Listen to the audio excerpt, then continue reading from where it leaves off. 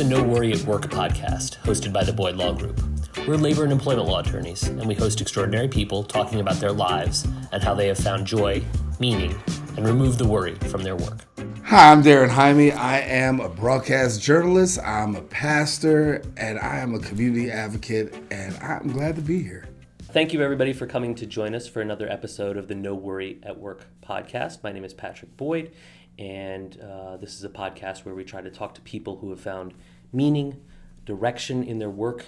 We hope to interview them and find a way that we can learn from them and perhaps find more meaning in our own lives and our own jobs.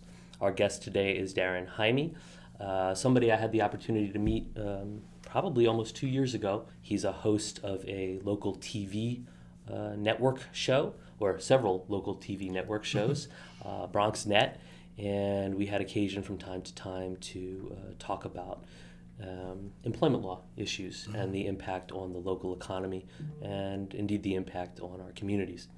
So I want to first thank you for coming here this morning. Thank you. I appreciate it.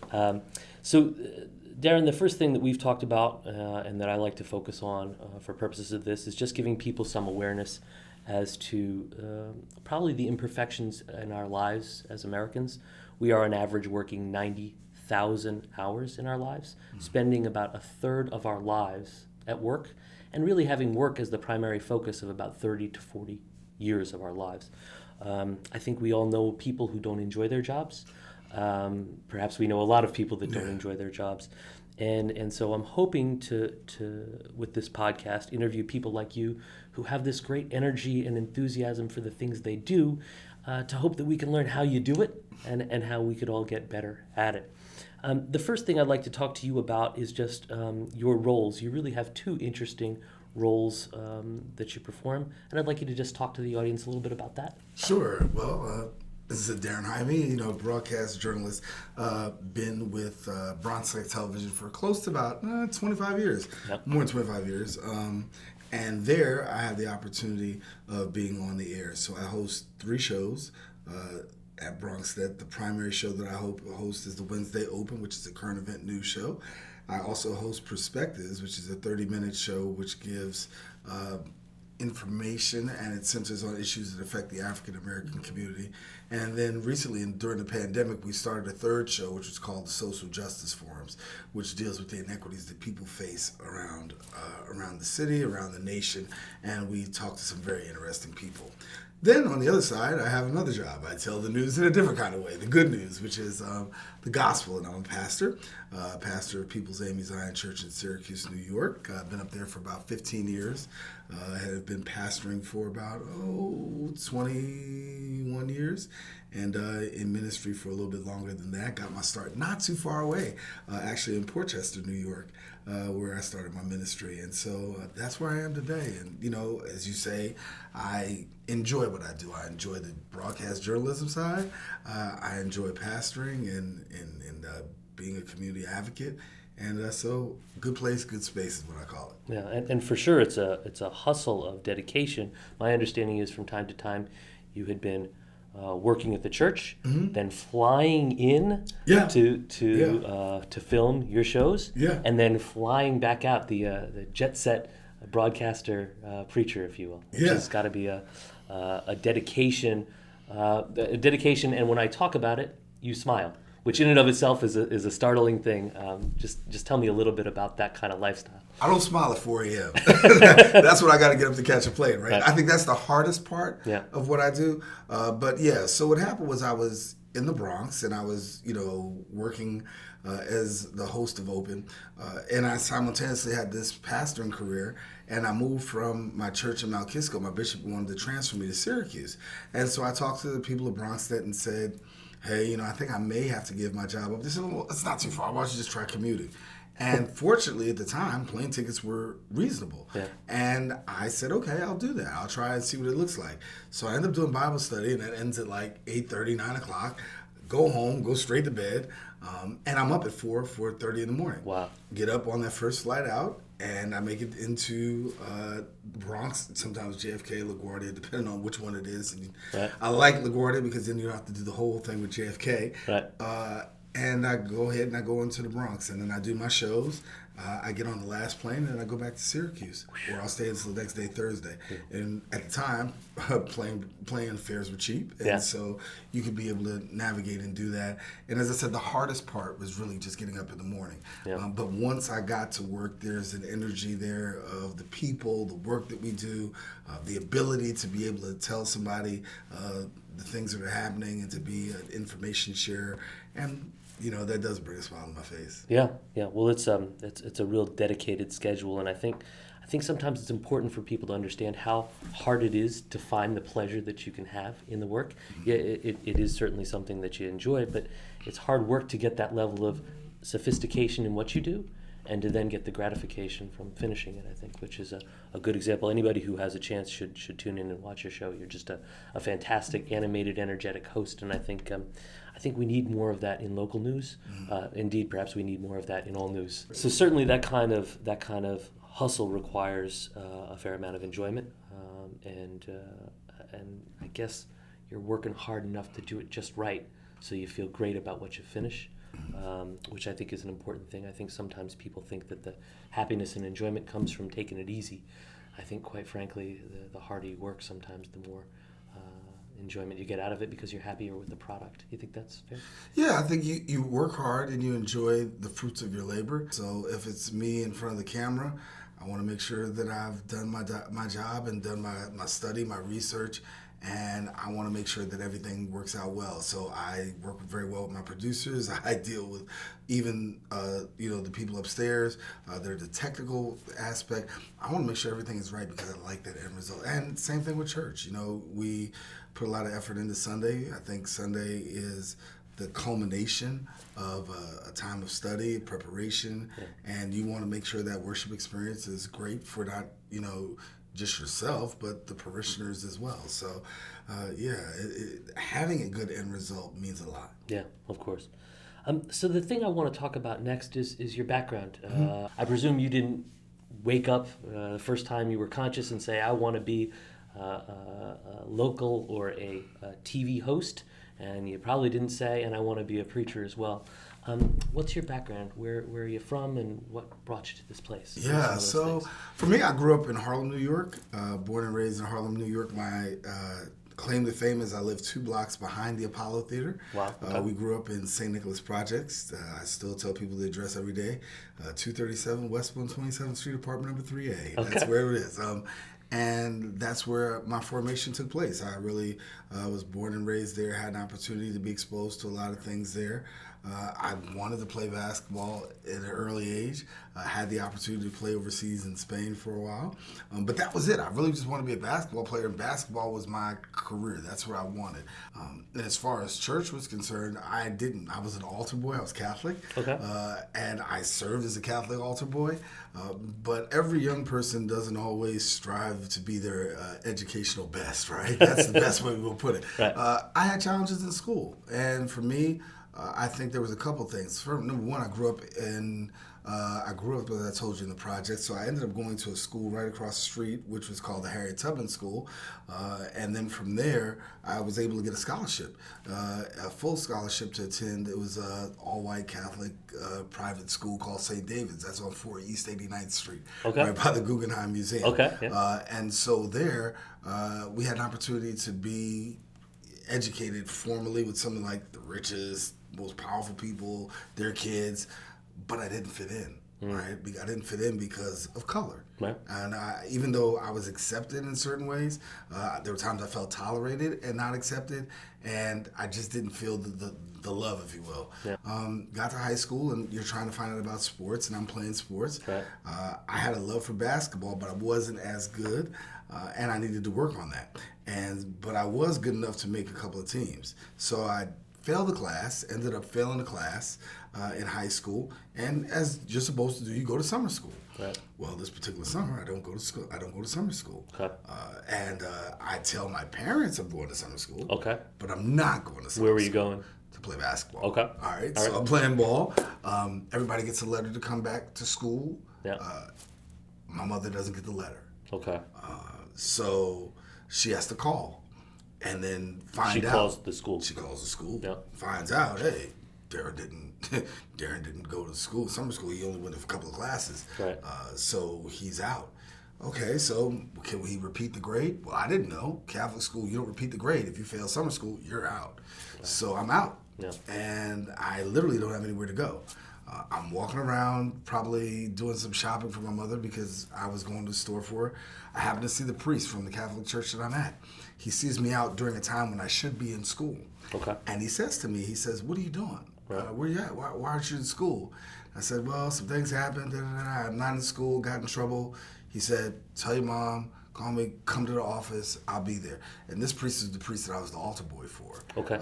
And his name? We'll give him Monsignor Howard Calkins. Okay. He's now deceased, but interesting story about him later. But he says, "Come see me." And I had high regard for him. Yep. He was a person that I really believed was, he led me spiritually during that time, and I felt his spirituality. And I had a great amount of respect for him. So anything that comes out of his mouth, I'm like, okay. And so you're I what, felt, 15? yeah, about 14, 15. Okay. Right? And I'm saying to myself, I'm like, wow, we got to go see him. That's worse than going to the principal's office for me. I'd rather go to the principal's office and go see Monsignor Calkins.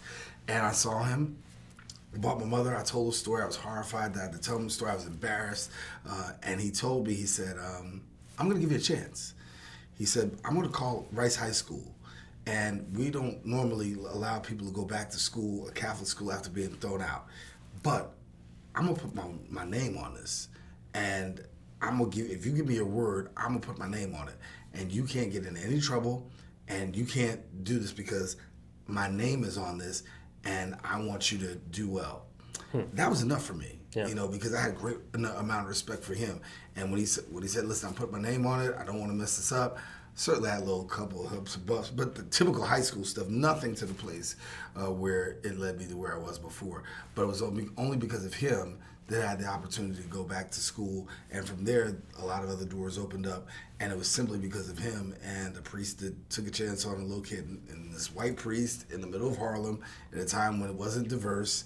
You start out small and then you never know what God has in store for you. And so this is where I am today. And ultimately, you weren't prepared to do it for yourself, but you were prepared to do it when you were doing it in honor of somebody else and yourself as well. Yeah. That resonated with you. Yeah. I'm not out here just doing it for me. I'm out here doing it with somebody, if you will. With somebody, for my family, because I made my mother cry, and I hated to see my mother cry, right? Yeah. And then at the same time, I wanted to do it for myself, and I wanted to do it for him. Sure. And so I had a lot on my back. I had a lot of batteries in my back to do that. Yeah. And I was charged. Yeah.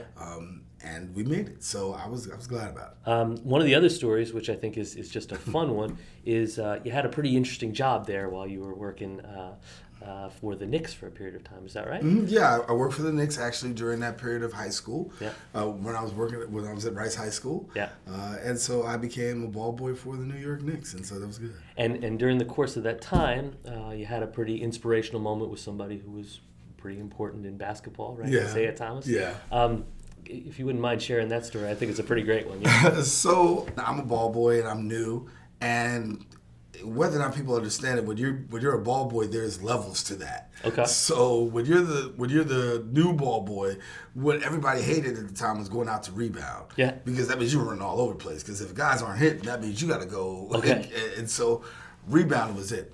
Or you go out with a player who needs to work on their stuff or feels like they want to work on their stuff and go shoot. Your job is just to go out and rebound. Right. So I was working the visitors' locker room. And as I was working the visitors' locker room, Detroit Pistons were in.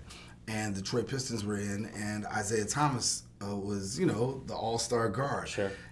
I'm thinking I'm going to be rebounding for somebody else.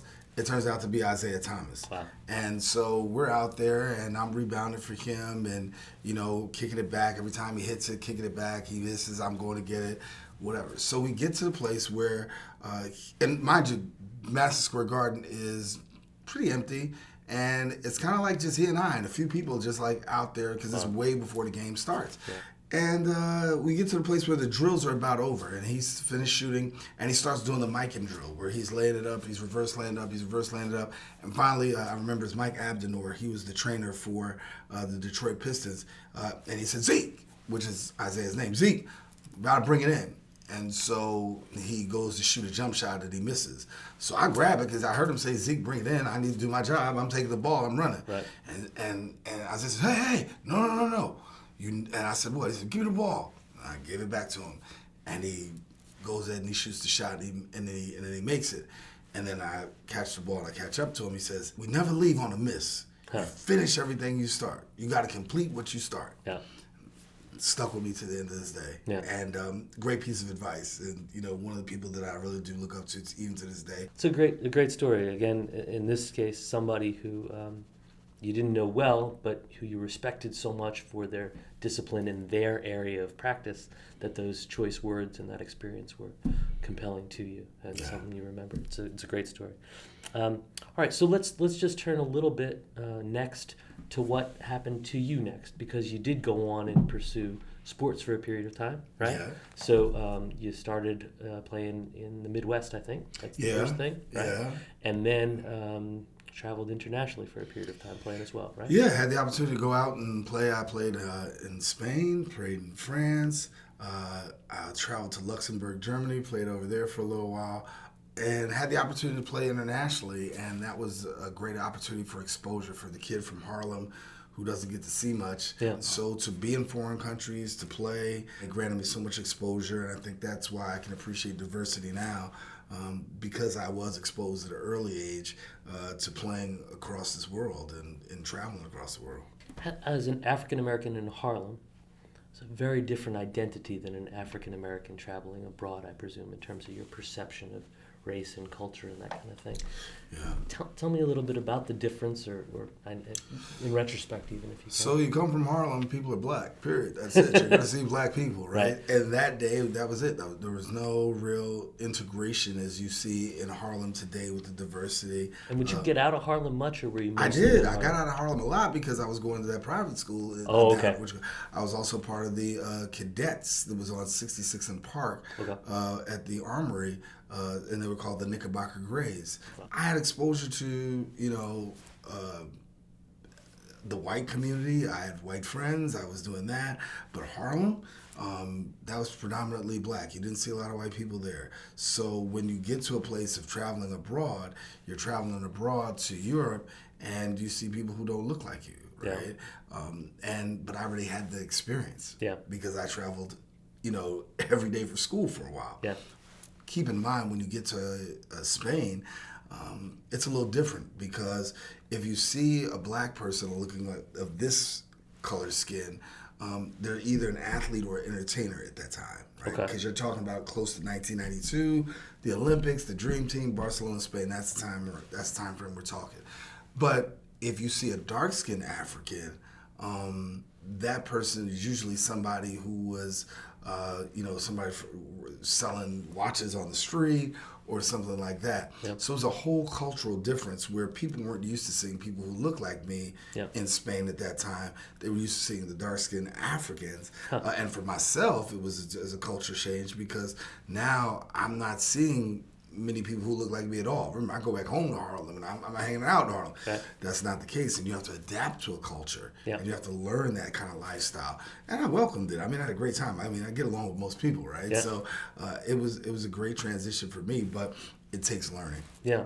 I mean, it would seem to me that one of the interesting things would be it's not just a skin tint differential, right? But it's also a multicultural differential in terms of people. So it's not just how you look, but it's also how you speak. It's what you eat. It's what you prioritize. It's how you think about government. Yeah, how you see everything. Right? Because it took me a while to learn about siesta. So siesta was a problem for me. I'm like, what do you mean you go to bed? We're just in the middle of the day. Like, we have more work to do and to adapt to that. But it is. It's how you eat. It's how you sleep. It's culture. You have to be open to learning the culture and not going over trying to colonize, but learning the culture. Yeah. And I was okay with that. Yeah. I was willing to learn the culture, adapt a little. And to a certain extent, I suppose that's destabilizing, but to a certain extent, that's also mind-opening, if you will, right?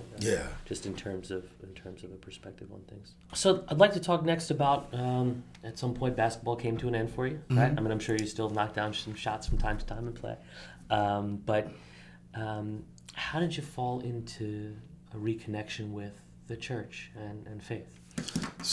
Ooh, that was I want to say that was a time when I was still trying to find my way. Yeah. I was becoming an adult, of course, and as I became an adult, I understood the basketball was coming to an end. Yeah. Was there a time? Sometimes athletes have a time when you just, there wasn't that snap in your shot anymore, or you didn't have that, that spring in your step, or you didn't have the same love for the game when you walked out on the court. Any moment like that? No, what happened was I was playing overseas, and usually, as I told you, 2 Americans go on every team. So so we were signed to go back for 1 more year. What happened was our sponsor folded right before the season. Oh. So I didn't get a chance to go overseas. I said, well, no, I'm not going to fight that fight about trying to find an agent and try to get out there again. I'll just get a job. Okay. And that's what it was for me. And then I knew there was time to quit basketball when I had my broadcasting job. I had actually started going to church, and I was involved in ministry. I had gotten into the ministry. I hadn't got ordained yet. I was on my way there. And I was praying, like, I want this anchor job. I know I've been called to be an anchor man, right? Okay. That's what I feel like. I know I've been called to be an anchor man. And this was a local net? Where was this? This is BronxNet. Oh, BronxNet. Wow. This is okay. BronxNet. All right. And so I'm at BronxNet now, and they're going to offer me a shot because before we ever did this, there was a nightly newscast where people are familiar with News 12. Sure. And I started off at News 12, what is now known as News 12 in Westchester. Okay. And I was in Yonkers. And then after that, I went to BronxNet. And so I'm at BronxNet now, and I'm trying to find my way. And I'm a reporter, and there's an opportunity to be an anchor, to fill in. And I'm like, this is my shot. I'm going to show her, because they were talking about getting a dual anchor. We just had a single one. They were like, well, we may go to a dual. I had a great shot. So I said, they told me you're gonna anchor next week because she's gonna be out of town. Matter of fact, you're gonna do it solo. Okay. I'm like, yes. All right, I'm down. Right. I go play in the basketball league it's probably like a Friday. Okay. And it's a Friday game. We're winning by a lot, right? I'm still on the court. Right. I'm chasing down a guy on a layup that I really should probably have chased him down. And he elbows me. Okay. But he elbows me in the lip. Ooh. Right in the middle of the lip. I end up with stitches. Ooh. Okay. You don't anchor a show with stitches in your lip. Okay. So at that point, I knew, like, okay, maybe this is God's way of telling me, because I had to forfeit the anchor thing. And I'm like, here it is. God, I prayed for it. You gave it to me. Yeah. And I blew it because I knew I was supposed to. Yeah. And so that's what I knew. Okay, I'm not doing this, because if I get hurt, then and I get to take a hit in the face, I'm going to be in trouble, so plus insurance, right? So there you go. Right. And the insurance isn't there yet. So I'm like, okay, this is it. And so that was my official retirement. So I play a little in church, just shoot around, because I have a gym in my church. It's not a full court. It'll be considered almost like a half court. Okay. But I shoot around every once in a while, but that's all I do. Okay. And so talk to me about, maybe it's best to go to the anchoring position. Eventually, obviously, you got that role. Walk me through that ascendance a little bit. How did you wind up taking other positions, or did you move back and forth from time to time? How has that gone? And I know in media, because media's changed so much, of course, it's probably been very lateral. In other words, all kinds of places and all kinds of broadcasts, yeah? Yeah. For me, I grew up at a certain point wanting to do this and saying, how do I go about doing it? I didn't know how to go about doing it. I saw 2 people at that time, because seeing blacks on television was not common. Yeah, as anchors for sure. As anchors for sure. Yeah. And there were 2 people that I saw, and it gave me the hope of saying, wow, they're on there. Maybe I could do this. Right. Number 1 was Max Robinson. Okay. And he worked for ABC News. Okay. And Max was the anchor at ABC News. And I'm a kid watching Max Robinson. Yeah. Then there was another guy, John Johnson, who used to work on ABC News. And I saw John Johnson in the field. And I used to watch John Johnson. John Johnson would have guys turn themselves into him. And he would, great. These were the inspirations recently. As a matter of fact, we just friended each other on Facebook, John Johnson, myself. And I have yet to tell him the story, but inspiration to do that. Yeah. So I wanted to go ahead and pursue that because they gave me an opportunity of seeing a person of color could actually be on. Yeah. And so I didn't know the process. I went to another school, Center for Media Arts. I worked on my broadcasting skills there, graduated from there. And coming out of there, I had a job working for a French television network. And I, again, no French, right? But what they wanted was a person who could do the interviews in English that they could transfer to French. Oh, wow. I knew nothing. My first job, and I didn't know it, my first job was working with Don King and Mike Tyson. Wow. And I did not know the person who was working with the French television was Eric King, who is Don's son. Okay. And so I got hired in that whole thing, wow. and I was following Mike around, so much so that I actually one of my first assignments was going out there to Japan, and I saw Mike when he lost to Buster wow. Douglas. And I'll never forget because it was like a 16-hour flight. I'm like, this flight is only going to be like 16 seconds. Why are we out here? Yeah. And he ends up losing there in a historic fashion. But that was that. Then I knew I wanted to do broadcast journalism. And I wanted to do sports because that was my real thing. Right. If I can't I want to be that sports guy. Right. Well, when I went to News 12 Westchester, I interviewed for a job, and everybody told me no, don't do it because we haven't seen an African American face on there. And I'm like, well, I'm gonna try. As a matter of fact, I was encouraged to apply by the head of the NAACP in Yonkers. Okay. And he says, you go try and see what you can do about being a reporter. So I went to go fill out the application, and then subsequently they told me we don't have a sports job, but we have a news opportunity for being a news reporter. And I said, well, I know I got to get my foot in the door some way. Okay, and so I started off doing sports, but then at this station I caught the bug for news. I recognized that there's a bunch of athletes out there, but that John Johnson and Max Robinson, we don't get to see. Right. So let me be them. Yeah. Let me try that. Let me do this. And that became my spiral up. And then from News 12, the door of opportunity opened up for me at BronxNet. And the reason I stayed in public television as a difference to network television, number one, the flexibility, because now I can do both pastor and do that where I couldn't do that if I was at the network. Sure.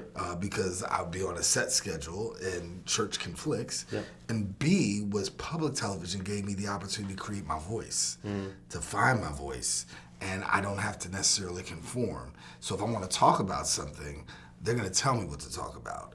Whereas here, I can drive the conversation. Sure. Here, I have the opportunity to. So when you say, it's good for me to get up in the morning, I get up with a smile on my face, yeah, because guess what? I get to really pick what I want to talk about. Sure.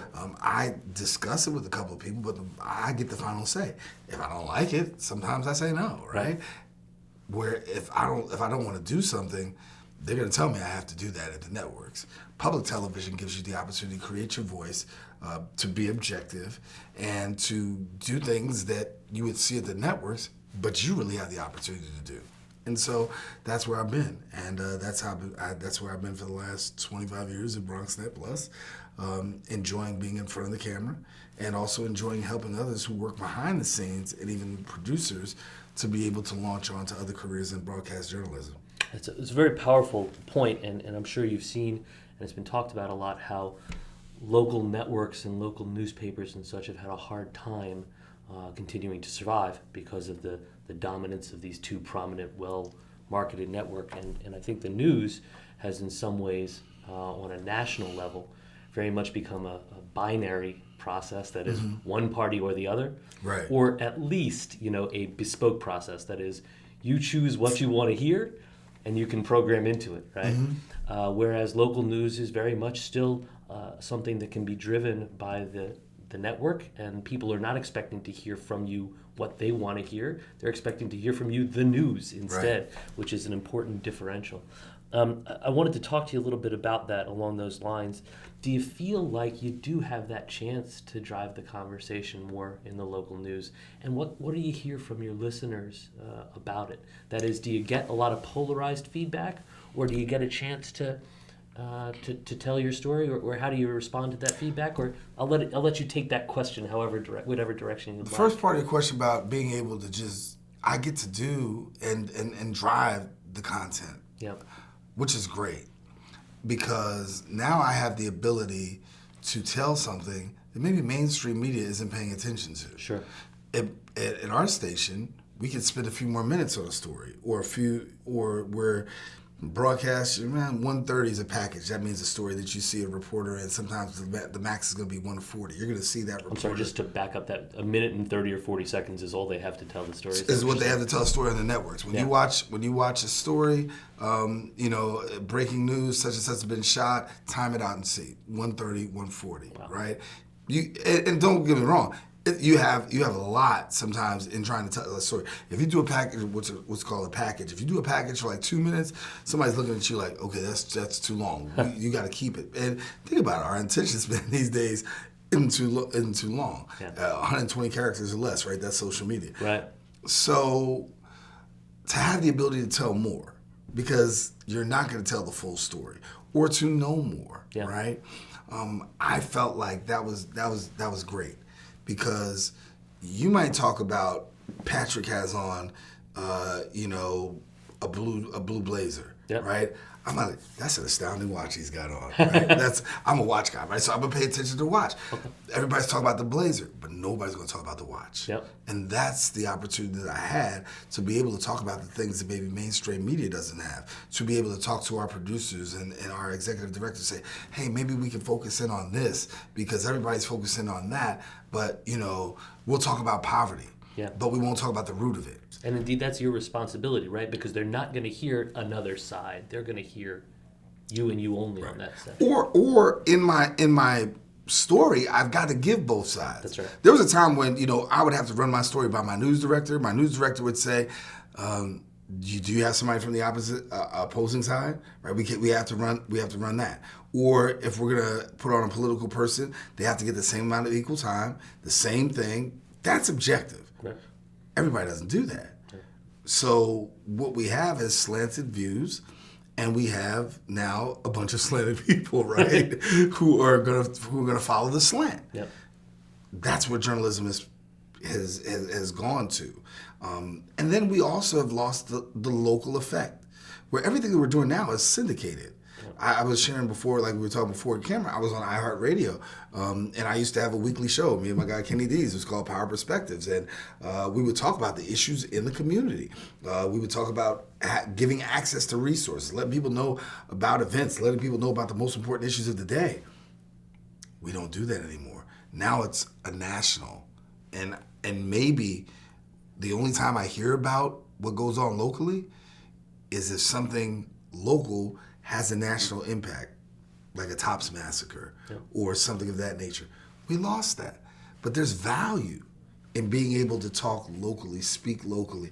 It's value if you're gonna watch your kids and your kids are on the TV and you get to see them play softball. There's some value in that. Sure. Now I gotta hope that maybe my daughter hits a home run that I'm going to end up with seeing them on ESPN. Sure, and then their grandparents see them, right? Right. But we've gotten away from that. Yeah. And I hope that we get better. So one of the reasons why I continue to stay at my job, again, flexibility. I've had the opportunity to work at the networks, but what drives me on a daily basis to do what I do and continue to do what I do is the flexibility, the ability to be able to tell the other side and not be slanted, or to talk about what nobody else is talking about. And that, gets my goat, gets me up in the morning, right? Because now I'm able to create a new kind of life and a new kind of presentation that make people go, you know what, never thought about that. Yeah. Or you can disagree with it, but did you at least consider it? Yeah, I think particularly, and you mentioned this before, that the national focus will be on the problem, right? What happens if Roe v. Wade is overturned nationally? What happens with gun rights or gun control rights issues nationally? Whereas the truth of the democracy is that the decisions are going to be local, right? What is your state doing? What is your municipality doing? What are the laws going to be, and how are they going to change locally? That's something that local news can cover, the solution. Mm-hmm. The national news is only capable of covering the problem. which is a challenge. And that's the beauty of perspective. The second show that I do, we take the opportunity of taking a national story and talk about the local impact, right? Because everything national does have a local impact. Sure, of course. All politics are local. Right. We start local, right? I would argue it starts local and works its way to the top. Right. But knowing that it's local, how do we go about what the local angle is and how this impacts me? How does it impact me with inflation? We can talk about the national aspect, right? But let's talk about the local aspect. Well, now I'm going to the gas station and I'm paying $5 a gallon, where before I paid $3. Well, guess what? There's somebody that $2 makes all the difference in the whole wide world. Sure. I want to show you the guy with $2 who was trying to navigate that $2 impact. For all of us, we can show the pictures on Facebook. But you're paying it. Yeah. There's somebody who can't. Yep. That's my job, to find that person. Well, and to put him up there and for you to see him and to know that he's down the street, not across the country. Right. And once you see that, what you do with that is what you do with that. But my job is to make sure I find that to do that. That's the beauty of what I do, right? Yeah. That's the beauty of public television, getting in the middle and trying to show things. Or, you might see a highlight of an arts concert. Well, guess what? We have the ability now to bring you the full concert. Yeah. And you can watch the full concert in its entirety right there on the channel. That's bridging the gap. And we need more of that. But unfortunately, the dollar drives that. And big corporations win. Public television doesn't always win. But I love it, and I'll stick with it to the end. Yeah. And it's a calling. Yeah. And a meaning that you're able to participate in and deliver. So I did want to talk about something that we shared some discussion about before going on camera, and that was a local incident or national incident, I suppose, that not many people picked up on, which was an issue having to do with racism and the women from, I think it was Howard University's lacrosse program. Mm-hmm. Can you tell us a little bit about Howard, and did you have an understanding of that circumstance? Yeah, the biggest thing that I can take from the experience, and you can tell the story, but if you tell the story, I'll tell you what my takeaway is, right? Okay. Yeah. So simply put, some women from Howard, which is a historically African American school, mm-hmm. Play lacrosse, which I think historically has been a white sport. Mm-hmm. They traveled to a Presbyterian school in the South. And when they got on the field, before they even started playing, they were subjected to some racist slurs, white is right kind of chants, and these kind of things. Mm-hmm. Not that long after, they were on a bus trip somewhere in the Deep South, and they got pulled over and had their bus inspected. They were looking for, I guess, drugs or whatever, mm-hmm. on a school bus with athletes. Right. I learned about it because my daughter happens to be in the lacrosse community, so there was a social network posting about it, and that's it.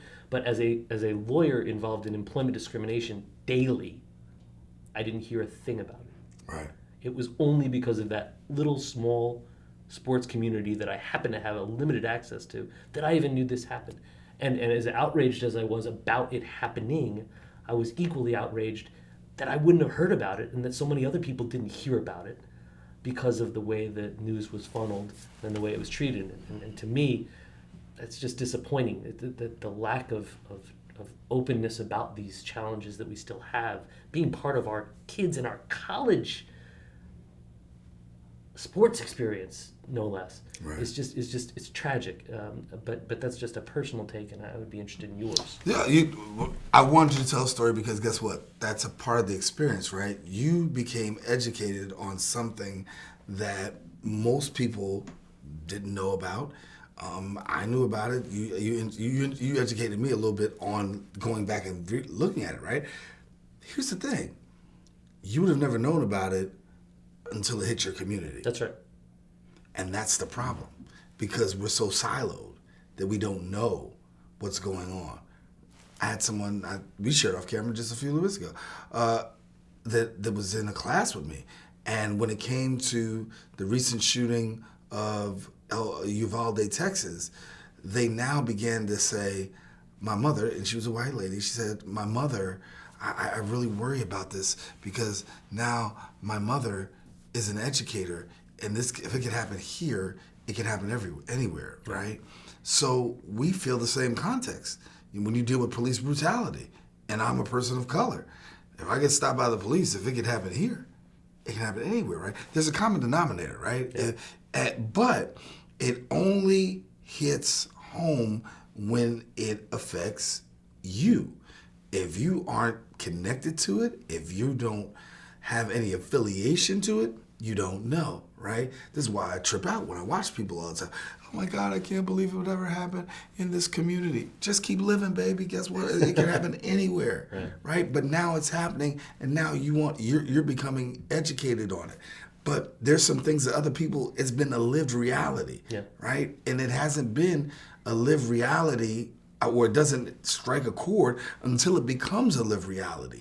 And so what we have to understand is the things that we talk about, racism and bigotry and hatred and sexism and discrimination, those things are still alive and well.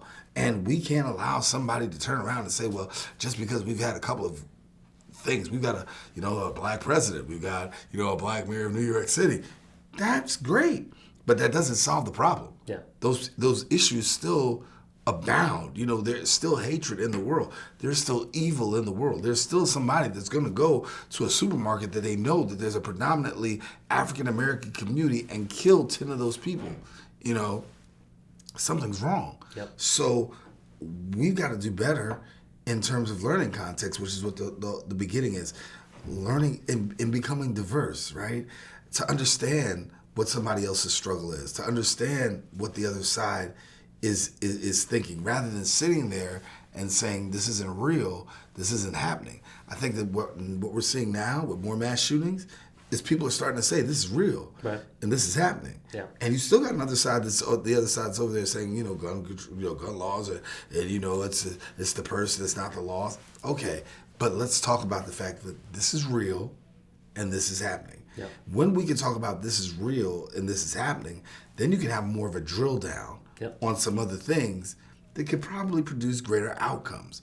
But a lot of it is just getting people the wake-up call. We're having a conversation now about Black Lives Matter, George Floyd, all of that. The reason why we were able to talk about George Floyd is because we were all at home. We were all at home during COVID.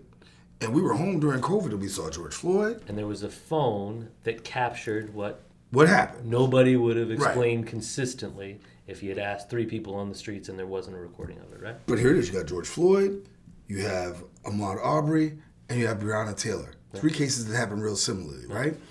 You got 3 incidents, and they happened during COVID while we're at home. Now, if we're all going to work, that's just another case. That's just another case.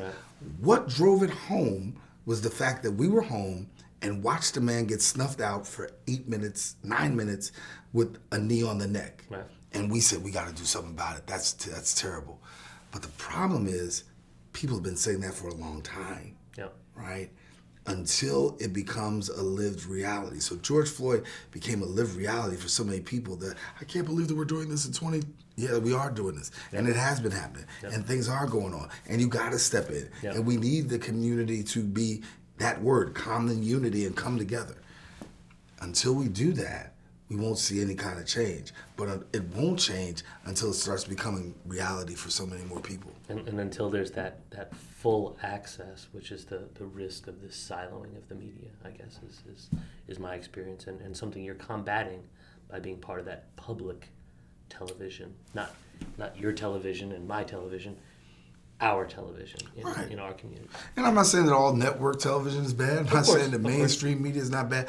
But there are pros and cons to public television versus mainstream media. And in mainstream media, you will get the mainstream, right? But you understand the mainstream is not the only stream. And so now that's it. And when you look at today, you've got people who now will just take out their iPhone or their device and they automatically become instant journalists and they become, bloggers and because it's no longer mainstream, but a lot of people still gravitate and the message is very heavy. And unfortunately, just like here in America, we're choosing one side, Democrat, Republican, right? We want to choose what side we're going to be on in mainstream media. We're going to adopt this perspective or that. But the only way that we're ever going to really be real and to see some real measurable outcomes is when we learn how to diversify. And that diversity is what we see in public television and objective journalism, sure. Right? I think objective journalism still works. We have to learn how to be objective. I have to know how to fact check. I have to know that, there has to be opposition research that's done and bringing somebody who doesn't agree to that story. I can slant a story. I can go out today and slant a story. I get 5 people who agree with what I say. I put it out. I present the facts. Guess what? That's what happens. Right. But that's not real journalism. Real journalism is get somebody who doesn't agree, right? To think the taxes, taxes don't need to be, increased, right? I can talk about taxes need to be decreased. Taxes need to, okay, well, let me find somebody on the other side and let you decide. Yeah. That's when we've done real journalism. Yeah. Well, why don't we just carry on that for a second? Because I think that approach that you were just talking about is a meaningful component to understanding meaning in what you are doing. And I imagine that in part, preaching is one of the ways that helps you find and confirm that meaning. That is, if you're not there delivering that guidance, that input, that wisdom, that news right, to people, and it doesn't work out right, boy, that could have terrible consequences for the people listening to you on that Sunday, that small hour or so, when they have time to see you or maybe time to hear nobody else. Right. Well, there's a certain part. We say it's not about us. Right? Yeah. It's not about me, the individual. It's not about me being put on a pedestal. Yep. However, it is about me. Yep. It's about making sure that I study, yep. pray, deliver, yep. and do as God would have me to do. Yep. People are coming with expectations. The times that we're living in, people want a word of hope, inspiration, love, compassion. What does God say? Or what does God's word say about these times? How do I make it through? So in order to be right, you have to put the study in, the preparation in, and you should be able to rightly divide, as the scripture says, the word of truth for people. So I spend time early in the morning studying, reading, and not just studying, reading scriptures, commentaries, praying, allowing these things to impact me. So by the time I stand up on Sunday morning, that I have, with the Holy Spirit's guidance, enough things to be able to present to the people. And because in what I do, I tell people I'm not trying to preach for inspiration. I'm really trying to preach for transformation. What we talked about earlier, right? Yeah. My life was transformed because I had that priest, Monsignor Calkins, in my life.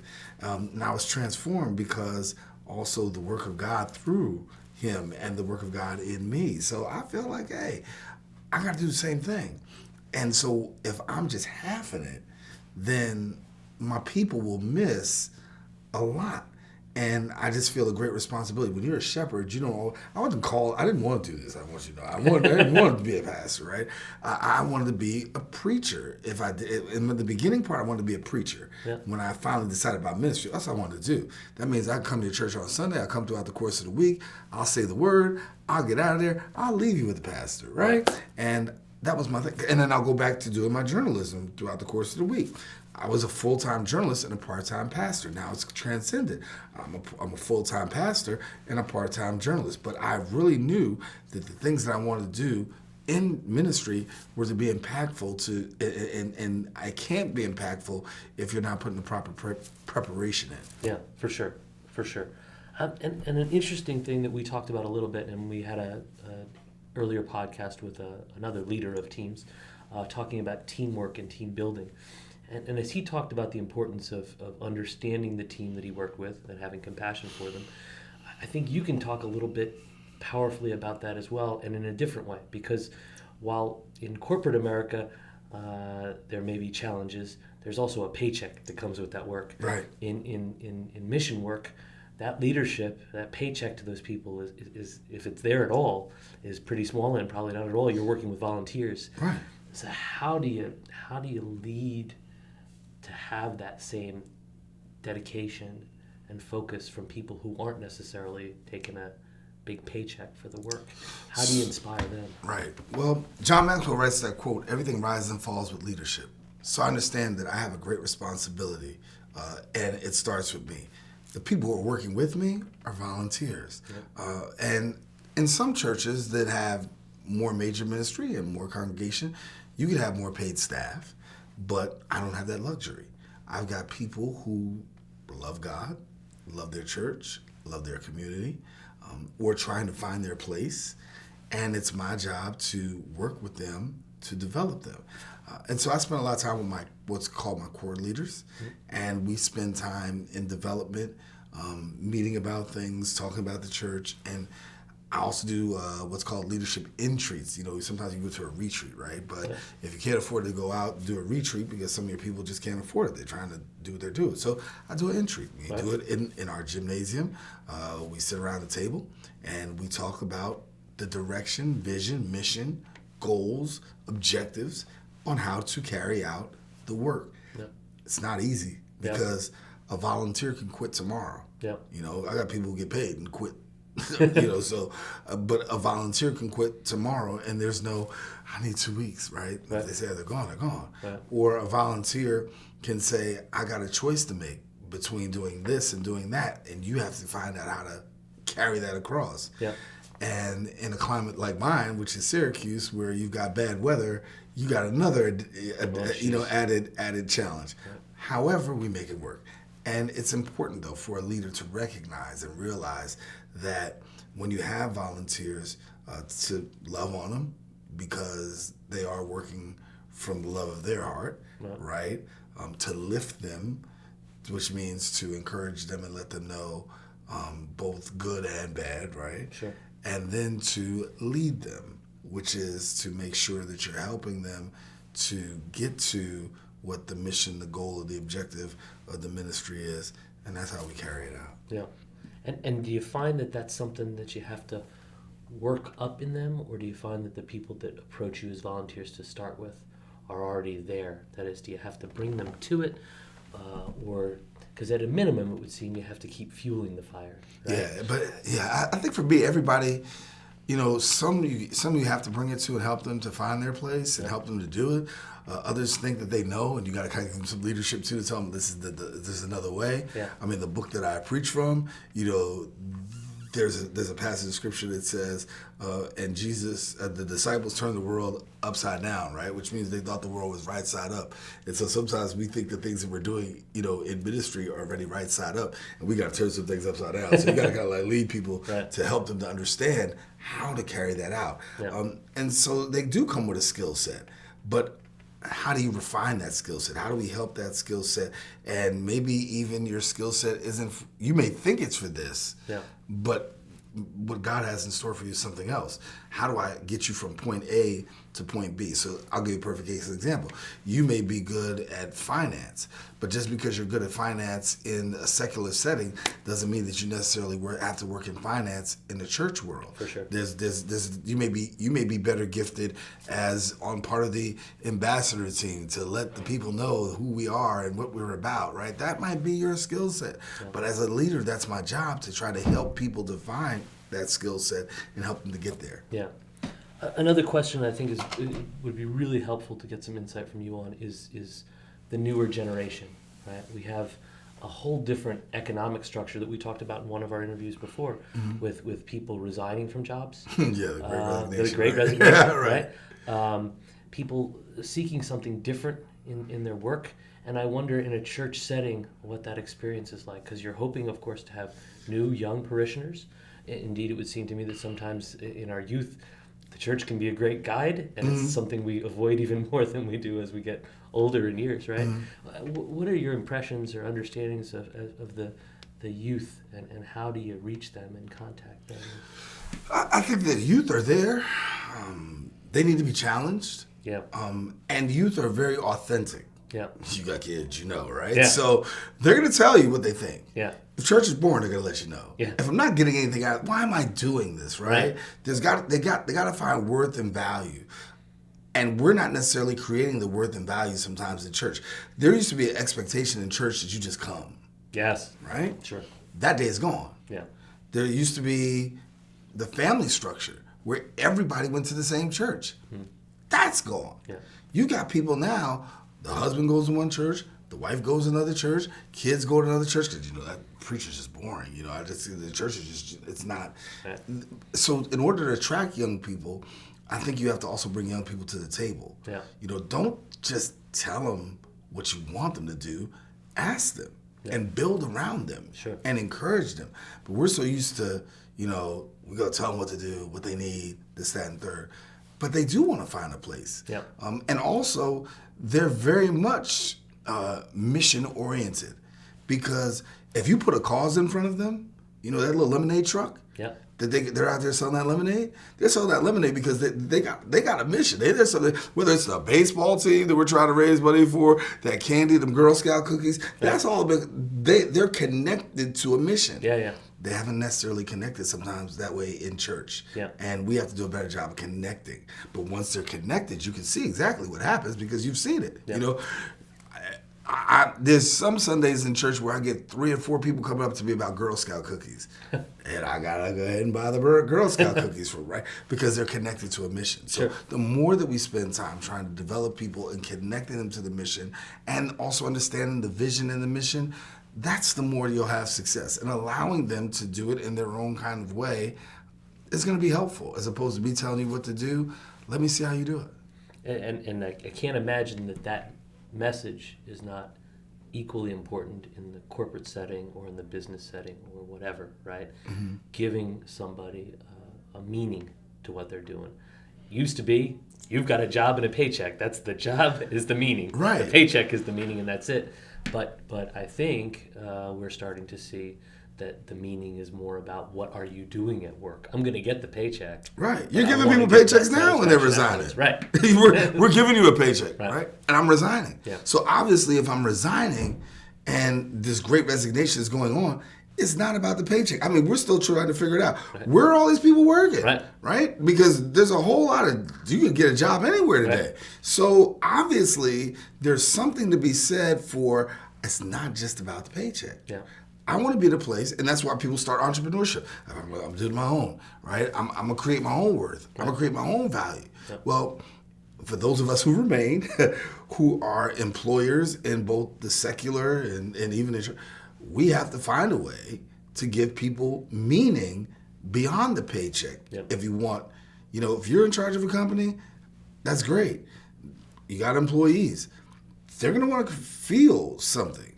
If you ever watch Shark Tank, right? Sure. Yeah. You watch Shark Tank, you find out that some of these bosses who think that they've got great companies, all of a sudden find out on the other side, this company, I don't know, I haven't got it. Oh my God, what happened? What happened was these people don't feel meaning. Yep. So now what do we have to do? We have to be more intentional about creating meaning for people, so that way we can get the desired result. I think this has been exactly the kind of exchange we want to have about people who love their jobs, who have meaning and drive in their jobs and have a reason for their jobs, and who are helping us and trying to help us in their jobs. Just a tremendous, tremendous contribution, so I want to thank you. And from that, I'm going to go on to our quick question quiz that we ask at the end for everybody. Okay?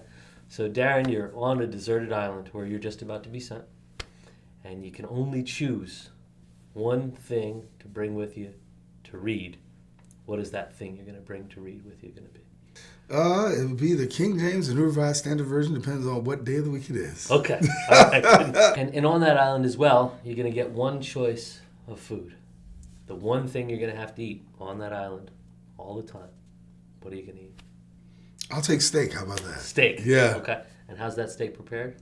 Medium well. Medium well. Okay. Yeah. A little sauce on there? No? A little sauce. Depends on who's cooking. Sometimes good meat makes its own gravy. You don't need it. All right.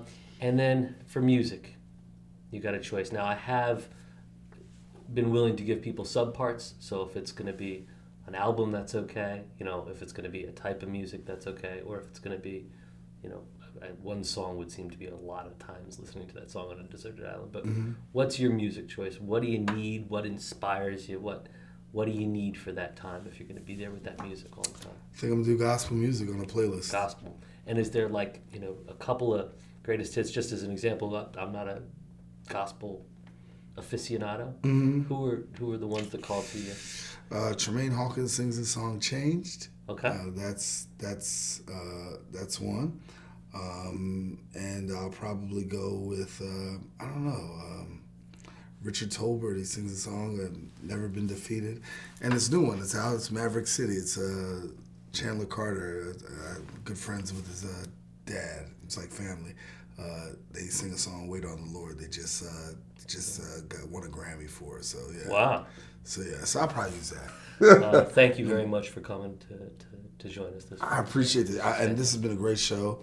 I think you have great content, not because of yours truly, but I think what you're trying to do in attempting to really talk about some issues and some things that really matter. So thank you for your attention to detail. I told you that off camera, but really your attention to detail and having me as a guest. I thank you. And if there's anything I can do, you know you got me. It's been a pleasure. Thank you.